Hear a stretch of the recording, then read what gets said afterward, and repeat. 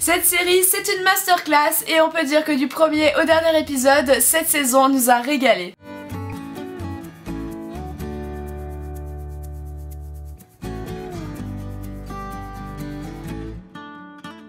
Salut à tous, c'est la fourmi du net, j'espère que vous allez bien. Alors aujourd'hui on se retrouve pour parler de la fin de saison de House of the Dragon, sachant que j'ai loupé les reviews de l'épisode 8 et 9. C'est vrai, j'ai été pas mal malade. Donc je vais pas forcément revenir sur les détails de ces épisodes, même si j'ai quand même pris des notes et que j'ai quand même quelques points à mentionner. Mais globalement je vais parler de cette fin de saison et donc de ces 3 derniers épisodes et des points forts qui en ressortent. Alors je vais quand même structurer de manière chronologique, donc on va commencer avec l'épisode 8 que j'ai trouvé extrêmement touchant, même si on sent que l'ambiance est à fleur de peau. Notamment avec Daemon et Rhaenyra qui voient Viserys à l'agonie, mais surtout qui constatent que maintenant c'est Alicente, évidemment en compagnie de Otto, qui sont au pouvoir. On apprend aussi que Corlys est mourant et encore une fois ça remet en doute les droits de succession, cette fois-ci de la marque, que son frère voudra bien s'approprier. Sachant que c'est Lucerys qui a été nommé héritier, mais apparemment Vaemond se sent plus légitime que lui, étant donné que c'est des bâtards, et d'ailleurs il n'hésite pas à le crier haut et fort devant tout le monde, ce qui va clairement énerver Viserys. D'ailleurs je crois qu'on l'a jamais vu autant énervé que ça. Bon, encore une fois il s'énerve de manière assez soft, mais quand même il le menace de lui trancher la langue,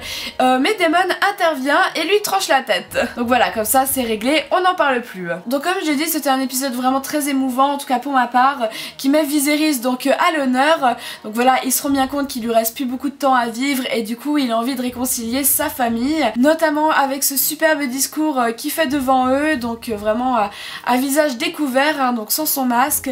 Et là on se rend vraiment compte de la gravité de ses blessures qui est extrêmement impressionnante. D'ailleurs le maquillage est vraiment très réussi avec la chair qui tombe en mode zombie, limite ça pourrait être une idée de costume pour Halloween. Donc il leur parle vraiment à cœur ouvert et il essaye de les sensibiliser à leur esprit de famille et essayer de les réconcilier et d'apaiser les tensions et les conflits. Donc voilà, on sent vraiment de la sincérité, de la bienveillance dans son discours et ça fonctionne étant donné que Rhaenyra décide de s'excuser auprès de Alicente et ensuite c'est Alicente qui va faire un petit discours qui va appuyer Rhaenyra comme future reine. Mais tout va se casser la gueule quand Viserys part, comme si c'était vraiment lui le ciment de la famille, et en plus de ça, pour en rajouter une couche, les serviteurs amènent un cochon qui pose juste devant Aemon. Évidemment Lucerys quand il voit ça, il se rappelle de la blague qu'il lui avait fait quand ils étaient plus petits, et là ça part clairement en couille. Et oui, parce que Aemon va faire un petit discours où il va bien mentionner que Jaehaerys et Lucerys sont forts. Donc voilà, encore une petite pique pour rappeler que leur père c'était Harwin fort. Donc voilà, ça part en bagarre et c'est vraiment dommage parce que Rhaenyra et Alicente venaient de se réconcilier, mais du coup on peut voir que c'est leurs enfants qui reprennent le conflit. Donc voilà, cet épisode se conclut avec les derniers instants de Viserys et le quiproquo avec Alicente. D'ailleurs je comprends pas ce qui lui passe par la tête, parce que Viserys lui baragouine une phrase qui n'a ni queue ni tête. Il lui a jamais dit que son fils Aegon II serait le prochain roi, et elle conclut que oui, pourquoi pas, mon fils qui est un violeur pourrait très bien être le prochain roi, voilà, qui va succéder à Viserys qui était quand même un roi conciliant, gentil et bienveillant. Je crois qu'elle est allée un peu trop vite en besogne. D'ailleurs c'était plutôt clair et officiel qu'il avait nommé Rhaenyra comme héritière. Donc voilà, cet épisode tournait autour des réconciliations, enfin on essaye, et des droits de succession, bon ça comme d'habitude. Donc comme je l'ai dit, je l'ai trouvé très touchant, en particulier quand Daemon ramasse la couronne de Viserys et lui remet sur la tête. Donc voilà, il n'y avait pas besoin de discours, ça voulait tout dire. D'ailleurs je pense que Daemon s'en voulait un petit peu d'avoir laissé son frère dépérir à Port-Réal tout seul auprès d'autant de vers. Donc voilà, on enchaîne avec l'épisode 9 et la mort de Viserys. Donc le but de cet épisode c'est clairement faire en sorte que l'information sur la mort du roi ne fuite pas, en tout cas du palais, évidemment pour éviter que Rhaenyra et Daemon soient au courant et débarquent sur leur dragon. Ce qui n'est pas très réussi étant donné que la servante espionne de Miss Arya va la prévenir dès le début de l'épisode, et étant donné qu'elle a l'air de bien connaître les habitudes de Aegon, elle va le kidnapper, en tout cas le retenir. Je suis même pas sûre contre sa volonté étant donné que Aegon n'a pas du tout envie qu'on le retrouve et encore moins de devenir roi. J'ai l'impression qu'il est même plus lucide que Alicente sur ses non-compétences à être un bon roi. Et d'ailleurs d'après moi, Miss Arya aurait dû prévenir Rhaenyra dès le départ histoire qu'elle intervienne, étant donné que Aegon joue quand même un rôle sur les combats d'enfants qu'elle veut proscrire. Je pense pas que si ça avait été Rhaenyra reine, ça aurait été permis. Alors que là elle prend quand même le risque de traiter avec Otto pour interdire ses combats d'enfants. D'ailleurs D'ailleurs on verra à la fin que ce sera pas une grande réussite étant donné qu'il y a eu l'incendie de sa maison. Bon, je pense pas qu'elle soit morte, mais quand même. Alors que si elle avait prévenu Rhaenyra, elle lui aurait dit ok, il y a ça qui joue pas à Port-Réal, si tu peux juste interdire les combats d'enfants, moi ça m'arrange, en plus je t'ai rendu service en te prévenant. Clairement Rhaenyra elle aurait accepté. Par contre je sais pas au niveau du temps de trajet si ça aurait été possible, donc que Miss Arya envoie quelqu'un à Pearl Dragon pour prévenir Rhaenyra, je suppose qu'elle serait arrivée à Deux Dragons en compagnie de Daemon, donc ça aurait été plus rapide. Est-ce qu'ils auraient pu arriver avant le couronnement de Aegon?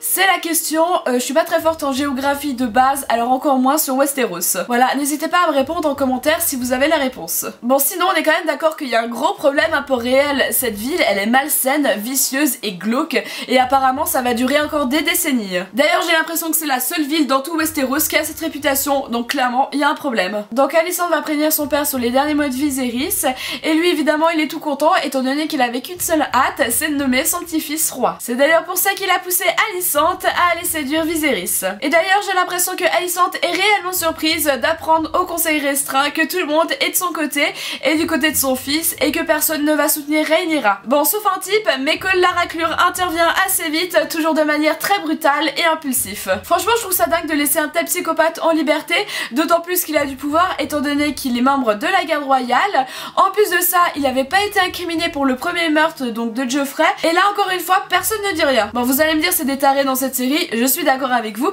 mais quand même Alicent elle pourrait quand même réagir un minimum. Bon il y a le chef de la garde qui intervient, mais tout ce qu'il réussit à faire c'est de se barrer. Bon sinon on a aussi le retournement de Eric qui était assez surprenant, en tout cas moi je m'y attendais pas. Donc il va aider Rhaenys à se libérer et à essayer de rejoindre un bateau pour pouvoir quitter Port-Réal. Bon les événements font en sorte qu'au final elle va se retrouver juste devant le couronnement de Aegon, mais bon elle va quand même pouvoir récupérer son dragon et pouvoir s'enfuir pour prévenir effectivement Rhaenyra et Daemon. Je m'attendais à un petit Dracarys, au final c'est pas venu, et bon ça aurait pas eu de sens étant donné que si on élimine la moitié des protagonistes, bah forcément la série elle s'arrête assez vite. Bon sinon est-ce que je parle du comportement dégueulasse de Larys? Bah écoutez tout ce que j'ai à dire c'est que c'est un gros vicieux qui apparemment est frustré de pas avoir de pied valide, du coup il va se soulager en regardant les petits petons de la reine. D'ailleurs je comprends pas comment elle peut accepter ça. Alors pour moi il y a deux possibilités, soit elle a peur de lui, ce que je peux comprendre étant donné que c'est un gros taré, mais encore une fois elle a que la raclure de son côté donc limite il pourrait s'en occuper, ou alors c'est sa façon de lui être redevable pour toutes les informations qu'il lui transmet, mais encore une fois c'est la reine, respecte-toi meuf. Alors personnellement je trouve ça un peu abusé, je sais pas comment elle arrive à tolérer ça, surtout que ça a l'air de faire quand même quelques années que ça dure. Franchement elle aurait dû lui mettre un gros stop dès le départ, à la limite se débarrasser de lui et trouver un autre espion. Franchement ça aurait été beaucoup plus simple. Donc voilà pour cet épisode 9, alors c'est peut-être l'épisode que j'ai entre guillemets le moins apprécié de la saison. Je pense que c'est parce qu'on n'a pas vu Daemon ou Rhaenyra, mais c'est pas grave parce que ça va être rattrapé dans l'épisode 10. Alors maintenant on va enchaîner avec l'épisode 10, donc le final. Déjà l'épisode commence avec Rhaenyra et Viserys qui ont une conversation et malheureusement ça se finira aussi avec ces deux personnages mais pas dans les mêmes circonstances. Alors cet épisode va se concentrer sur le camp des Noirs à contrario avec l'épisode 9 qui lui était concentré chez les Verts. C'est pas mal comme ça on a les deux points de vue. Mais bon on verra quand même que les Verts ont déjà un coup d'avance par rapport aux alliances et aux stratégies. Alors déjà cet épisode a fait pas mal référence à plusieurs événements qui s'est déjà passé au cours de cette saison, comme avec l'accouchement de Rhaenyra qui fait clairement écho avec celui-là de sa mère dans l'épisode 1, ou encore avec la confrontation entre Daemon et Otto, je crois qu'on avait vu ça dans l'épisode 2 ou 3 si je dis pas de bêtises.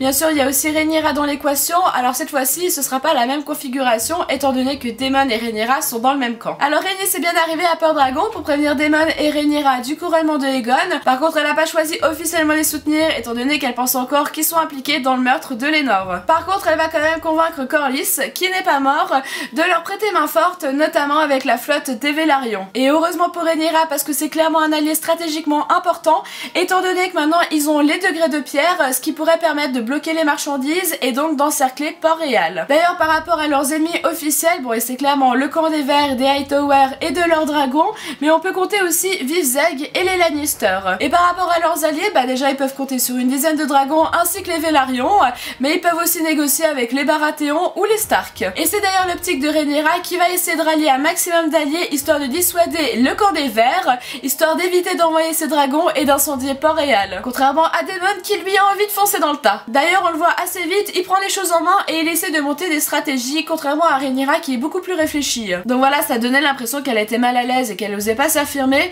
Après je sais qu'elle écoute et qu'elle est réfléchie et de toute façon c'est elle qui aura le dernier mot.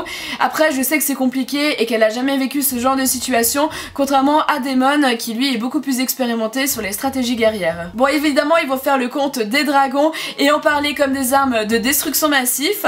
Bon on a quand même Vhagar dans le camp des Verts et on va pouvoir voir qu'il fait déjà pas mal de dégâts. Mais c'est sans compter sur Daemon qui ne recule devant rien et donc on aura droit à une magnifique scène où on l'entendra chanter un ancien chant valérien pour essayer d'apprivoiser ou en tout cas tenter d'approcher un magnifique dragon qui apparemment est le deuxième plus grand dans le monde, donc juste après Vhagar. Et je pense que ça va leur être très utile. Donc évidemment cet épisode était super intéressant, surtout qu'on a pu voir les raisonnements et les futures stratégies du camp des Noirs, contrairement à ceux des Verts qu'on a peu vus. Bon en fait leur stratégie c'était clairement de couronner Aegon le plus vite possible. Alors on n'a pas vu Jack Harris parler avec Jen Arryn, donc aux Aeriers pour une potentielle alliance, mais je pense que c'est bon, de même qu'avec les Stark qui sont quand même réputés pour tenir leur serment. Et ouais, nous on a plutôt vu Lucerys se prendre un gros vent de la part de Baratheon et en plus se faire menacer par Aemond. D'ailleurs il est tellement impressionnant Vhagar, j'ai l'impression qu'il fait la taille du château, donc ok quand il le voit arriver, Lucerys il porte un peu ses couilles, il y va quand même. Franchement, moi perso, je me serais déjà cassée. Mais surtout quand il revient et qu'il ne le voit plus, là franchement, il est sous stress. La course poursuite, elle aussi, était très stressante. D'ailleurs, je me suis dit à plusieurs moments qu'il aurait pu se cacher dans les falaises. Parce que voilà, il a un petit dragon qu'il arrive à manier assez facilement. Et je pense qu'il est quand même plus rapide que Vhagar. Surtout que Vhagar dans les falaises, il passe pas. Donc limite, il aurait pu attendre que Aemond se lasse et parte. Et ensuite, il serait rentré tranquille chez lui. Mais bon, ce ne fut pas le cas. D'ailleurs, on va aussi remarquer que les dragons, en fait, ils obéissent qu'à eux-mêmes, au final. T'as beau être leur dragonnier, s'il a envie de cracher ou de mordre, il va le faire. Du coup je comprends l'hésitation de Rhaenyra d'utiliser les dragons, d'ailleurs elle le dit justement, lorsque les dragons rentrent en guerre, le monde entier brûle. Donc voilà, je crois que c'est plutôt clair. D'ailleurs par rapport à l'incident entre Aemond et Lucerys, je voulais faire un petit parallèle par rapport au livre. Donc dans les livres, Aemond a clairement envie de tuer Lucerys, donc ce qu'il réussit à faire, alors que là on voit que c'est plus un incident et qu'en fait il a pas réussi à maîtriser Vhagar. Donc on pourrait se dire qu'il a des regrets, mais je pense pas que ce soit le style de Aemond. Moi j'imagine juste qu'il se dit que c'est la merde étant donné que c'est lui qui a déclenché les hostilités. Donc si les Noirs se vengent, et ce sera clairement le cas, et ce sera justifié. Donc voilà, je crois que j'ai fait le tour de cet épisode qui conclut à merveille cette première saison. Évidemment je me doutais que ça allait pas péter en mode voilà les dragons directement sur Port-Réal, il faut quand même en laisser pour la saison 2, qui d'ailleurs arrivera en fin 2024. Donc voilà, on aura le temps de se remater la saison au complet. Donc vraiment j'ai eu un gros coup de cœur pour cette série. Déjà j'avais adoré Game of Thrones, mais là vraiment c'est bien rythmé, il n'y a aucun épisode inutile, c'est pas lent, on voit pas le temps passer, contrairement aux Anneaux de Pouvoir où je vous avouerai que j'ai un petit peu lâché prise. Là au 4e épisode j'ai arrêté de regarder. Les acteurs aussi, non mais on en parle, leur jeu d'acteur est incroyable. D'ailleurs le changement d'actrice est cohérent et il est bien amené, donc moi vraiment ça m'a pas posé de problème. Bon sinon la musique j'en ai très peu parlé dans mes reviews, mais forcément je l'ai adorée, elle arrive à nous faire ressentir des trucs de dingue au niveau des scènes d'action, les scènes émouvantes, le suspense, etc. Donc c'était vraiment magnifique, j'ai adoré. Donc voilà, comme vous pouvez le constater, j'ai pas tellement de critiques négatives à faire sur cette série. Je l'ai vraiment adoré. Bon, le petit point négatif, je pense que ce serait les effets spéciaux, mais je pense que ça peut que s'améliorer au fil des saisons. Donc voilà, cette review est terminée. J'espère que ça vous aura plu. Moi en tout cas, je tiens à vous remercier tous d'avoir regardé mes reviews, d'avoir participé en commentaire. Ça m'a fait super plaisir de pouvoir échanger avec vous. Ne vous désabonnez pas, étant donné que je vais continuer à faire des reviews de prochaines séries. Je pense que la prochaine ce sera mercredi. Donc voilà, pour me soutenir vous pouvez toujours rester abonné ou vous abonner, liker la vidéo ou la partager, et bien sûr aussi la commenter si vous avez des choses à rajouter. Et moi je vous dis à bientôt dans une prochaine vidéo. Ciao ciao.